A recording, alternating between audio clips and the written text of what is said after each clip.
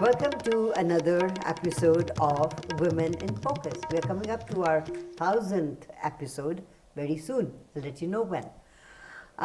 We have another amazing woman in our studios today, and her name is Dupinder Saran, and she's our Woman in Focus today. Dupinder, how are you doing? Thank you so much for having me. I'm good, thank you. In this time of COVID, you are a registered nurse. Mm-hmm. How difficult, are you in a ward, are you in a hospital, or are you helping people out? So I was all of last year and the beginning part of this year, I was doing COVID positive units only. Right. And so I did a lot of COVID work throughout since the pandemic started in Canada. Wow. Yeah, and but now I've switched over to community health nursing, which is more like home health care. Okay. But we do see COVID out in the community as well. So we're now transitioning into the vaccination side. Okay. So I thought I'd transition into that side and help out where I can. Okay, two questions. One, how easy is it to give an injection? Well, with my type of experience, very easy. It's like a pinprick, right? Yeah, it's done. It's been 23 years of nursing, so for me, it's just like very natural to 23 years of nursing. That's right. Wow, wow. So you probably have never seen anything like this in your 23 years of life.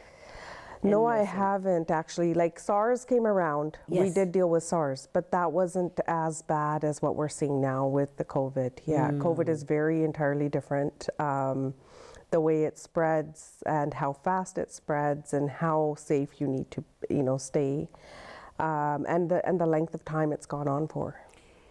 When you were in the hospital last year during COVID time, you had to wear your PPE. That's right. Then your little visors, and then your mask. How tough and how difficult was it to work like that? It can become very difficult. Like in the first initial stages, when you first start off, it's not so bad. You prepare your mind for it. Your mindset is that I have to do this for the patients. Right. But as you carry on, you don't realize how much of an impact it can have on your mental health. Wow.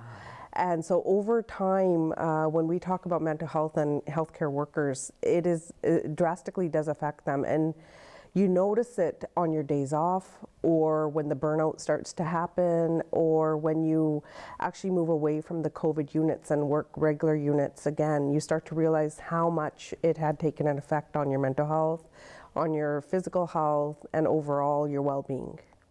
So it's a very tough job. People sort of get very ticked off with nurses and doctors because they feel that their care isn't there, but they don't realize that a nurse has got to look after so many people. That's right. Yeah, I think, being patient with the patients themselves is very important. So, in my nursing career, I've always kept that the utmost priority, is that even when they are agitated or frustrated with you, how to de-escalate that situation and how to be patient and show them kindness and love over, being impatient or stressing that your job is very stressful. I think that helps the situation a lot. It builds trust with the patient. It shows them empathy more so, and they start to realize that, it's not always your fault. What is happening behind the scenes and how much workload you have. If you build that relationship, they tend to start to see it. And that probably is majority of the people, but there's always one rotten apple that drives you up the wall. I think that's in every community. So you just have to bear with it and do the best you can. I mean, we've had agitated patients who just won't understand us at all, and or even on the healthcare worker side, we have healthcare workers that become frustrated easily with their job, and so you have to kind of balance it and really teach them that number one, to take care of that mindset, and number two, to realize that everybody has their story and there's so much going on sometimes that another individual may not realize at the time. There must have been a time as a child that you must have thought, I want to become a nurse or a doctor. I want to help people. Did you have that sort of a moment? Yeah, I did. And one of the moments was, like I used to go and volunteer with my grandpa at the nearby temple Gurdwara. Yeah. And so doing that, you realize how much happiness you get out of helping others. And number two was my grandpa had fallen ill with diabetes at one point, and nurses used to come home and change his bandage or give him his insulin. Back in those days, the nurses were making a lot of home visits. You're right. So I would watch the way they would help him, right? And so that kind of got that need of wanting to help others and make sure that they're doing okay in life, and whether it's their health condition or whether it's general in just any sort of matter that they have going on. Because I think if it wasn't for the nurses, my grandpa wouldn't have been able to keep control of his diabetes so well. Wow. Wow. Yeah. I also know that you're called Dimple. Yes. Is it because you have dimples when you smile? No, no, that's not the reason. Yeah. When I was younger, my mom and dad, their very first movie that they watched, Hindi movie, was Bobby after they got married. And so Bobby had Dimple Kapadia in there, and Dimple Kapadia growing up was one of my favorite actresses. But my mom and dad named me after her, pretty much as their kind of romantic. Smitten by her, oh, very romantic. Okay. I want to take you back to your childhood, but let's take a short commercial break. Sure. And come back and talk about that. Dupinder, or Dimple, is our woman in focus today. Don't go away. We'll be right back.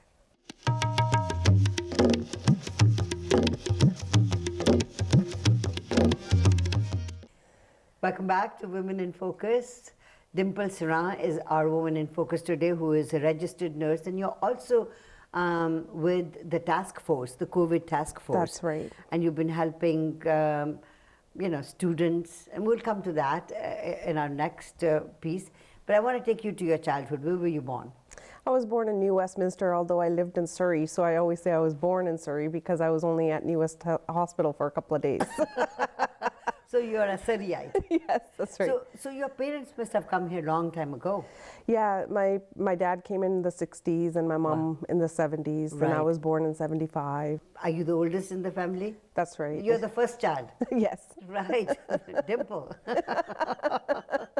And do you have any brothers and sisters? I have one brother, younger, by 2 years, yeah. As a child growing up in Surrey, how was it?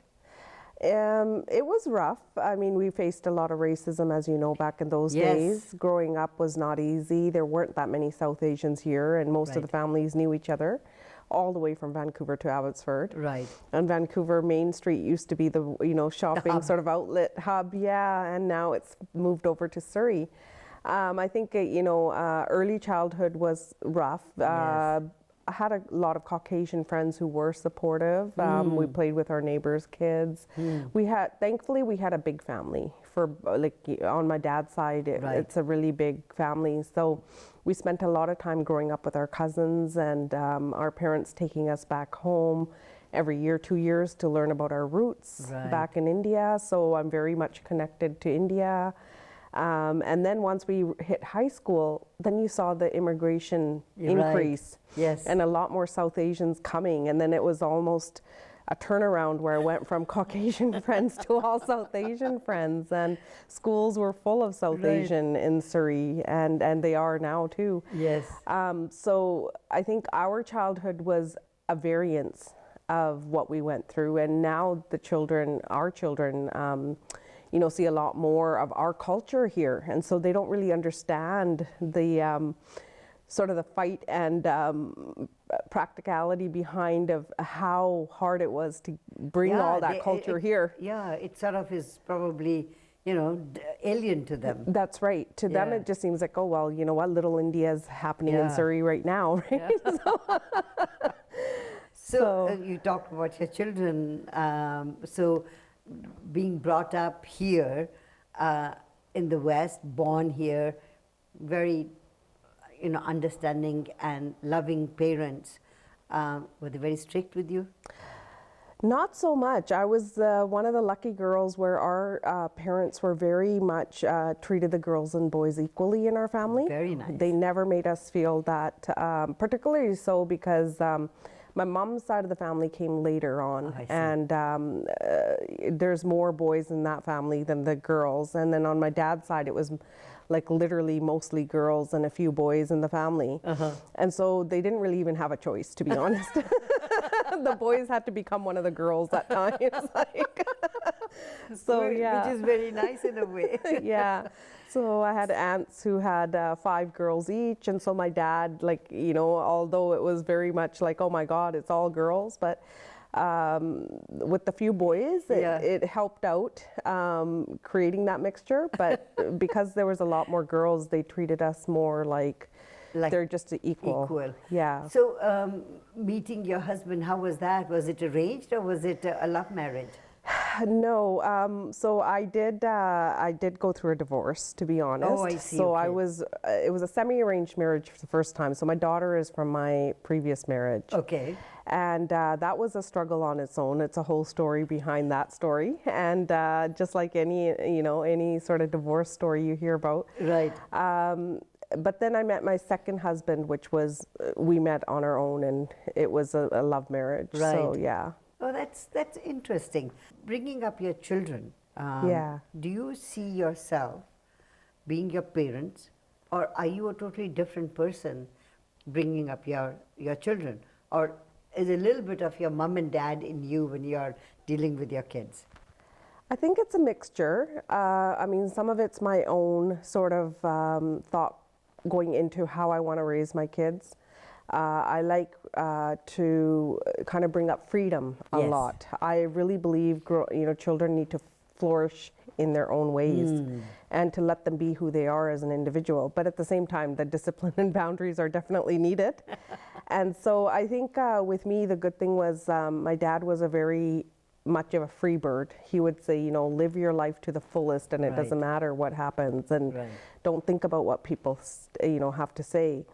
Whereas my mom was very much a spiritual and religious person. Right. She had her boundaries. So she would, put curfews on us. If we went out, she would say, be home by this time. And if you were late, you were in trouble. So I kind of got a bit of both worlds. Right. And that's kind of how I bring that mixture into my thought process of raising my kids. I say, I let my kids be who they want to be. But at the same time, I do set the boundaries and teach them that, be a good person. Yeah. Overall, That's the most important thing. Yeah. I said I won't ask you many questions about that, but I do want to ask you one question. As a person from the South Asian community, being divorced, how hard was it for you? I would say it was tough when I was going through my divorce. It was very tough. You hear people making judgment calls about you. They want to believe certain stories out there. So I didn't really let anybody get too involved in my divorce, including my parents. I managed that by myself. To me, it was more important about standing up for your rights, standing up for who you are, and knowing that you didn't do anything wrong. Right. And the good thing was I had a very good lawyer, very supportive throughout the whole process. And he was a very strong man. Right. Was a friend I needed at that time. Very good. So, normally professionals, you keep it very limited to your clients, but he was quite supportive knowing what I was going through at that time, and that helped a lot. Just knowing that somebody who is going to be fighting for me or standing up for my rights believes in me, right? Beautiful. And so that was important. Because I helped a lot of women, even while I was going through my divorce and after I went through my divorce, to know that what they're doing is okay.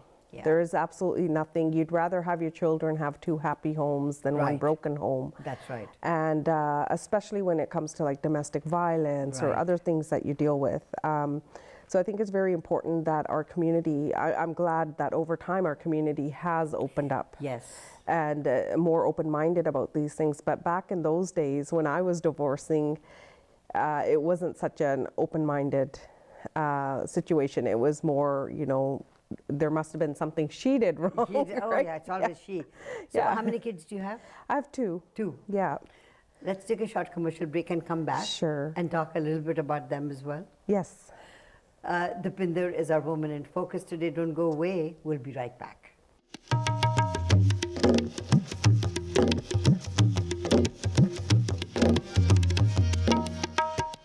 Welcome back to Women in Focus. Dupinder Saran is our Woman in Focus today. So we're talking about your divorce, going through that. It's always a very difficult time for a woman, isn't it? So you must have emotionally gone through hell and back. Yes, at that time, I did a lot of yoga and meditation to keep myself in check. Good for you. So I was, my mindset was always more positive, Yes. and hopeful, and kind of like, this is not the end of the world. No. There's a light at the end of the tunnel, and though you do have to go through a lot, there was a lot of Yeah. trauma I went through at that time, faced a lot in the community. Yeah. But overall, the good thing was my parents were very supportive. Family Yes. was very supportive Very of the nice. fact that, let it be if it's not working out. And that's most important for That's right. for women. If the family is not supportive, it's hell to pay for them. But what about your daughter? How was she taking it? Yeah, it's obviously always very difficult for a child, Yes. right? And so with my daughter, counseling, I had her go to counseling. I was Okay. counseling her myself Right. outside of work. So just to make sure that she is understanding what is happening and, Right. why mom and dad have to go through a divorce. Right. I never stopped her from actually seeing my ex-husband though. Right. And I think that's one thing that, people need to realize is Yeah. it's already hard enough for a child to be seeing parents Yeah. separating, a home being broken. I think if you're in the mindset that you allow the child to actually still spend time with the other parent and get to know them themselves. Again, I let my daughter kind of grow into that situation Right. herself. Even though there might have been safety hazards or other things I was concerned about on my Right. end, I felt though that one day she'll make that decision on her own whether she wants to keep that relationship or not. And that is exactly what happened. She grew up and she decides whether she wants to see her dad or not, and Yeah. it's up to her. I never force her. That's good. I'm Yeah. glad. And you've got a son as well. Yes, yeah. Well, that's good. So you have to. Are you a hockey mom? No, it's more of a soccer. Oh, okay, soccer mom. Yeah, okay. he likes hockey. He's actually like me in some aspects. Yes. You can put him into anything and he enjoys it. So he was at one point pre-COVID. He was in every single activity out there, with Wow. basketball, hockey, Wow. soccer, boxing. I was going nuts because I said to my husband, I can't keep up with this. Like, you're gonna have to do the work. You have to take him here, there. Yes, yeah. Now, with this COVID, you talked about pre-COVID and now COVID. You also started helping out with the COVID task force that That's has right. been South Asian COVID task force that has been established, and we are closely associated with them as well, interviewing people and all that. How bad is it in our community, the spread of COVID? Yeah, I think like overall, what people need to be understanding is the complacency. I think a lot of people start to feel that when they hear that COVID is getting better or the numbers are coming down, they start to become complacent and not follow the protocols. The Right. public health order is very important. Even through the farmers' protests, I was helping out in that aspect of Right. trying to make sure people are following COVID guidelines. Masking, social distancing, hand sanitizing is very important in order for us not to have another wave of COVID, just like what India is seeing at this point. So I think that is number one sort of factor, that education and awareness for both seniors and youth primarily. We're seeing that, a lot of youth are working on the front lines and they do understand. But there's a lot out in the community who still do weddings, parties. We're seeing a lot of still sort of not following the protocols and kind of being ignorant towards how risky this can be. So how do you do? Do you talk to people more about that, or do you have any townhouse meetings, etc.?